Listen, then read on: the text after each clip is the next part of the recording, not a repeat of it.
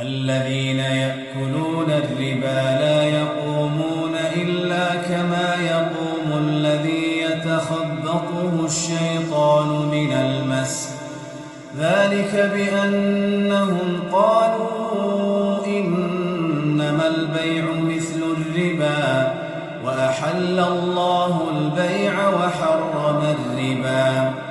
فمن جاءه موعظة من ربه فانتهى فله ما سلف وأمره إلى الله، ومن عاد فأولئك أصحاب النار هم فيها خالدون. يمحق الله الربا ويربي الصدقات والله لا يحب كل كفار أثيم.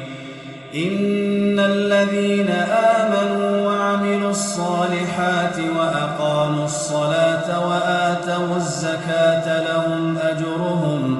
لهم أجرهم عند ربهم ولا خوف عليهم ولا هم يحزنون. يا أيها الذين آمنوا اتقوا الله وذروا ما بقي من الربا إن كنتم مؤمنين، فإن لم تفعلوا فأذنوا بحرب من الله ورسوله، وإن تبتم فلكم رؤوس أموالكم لا تظلمون ولا تظلمون.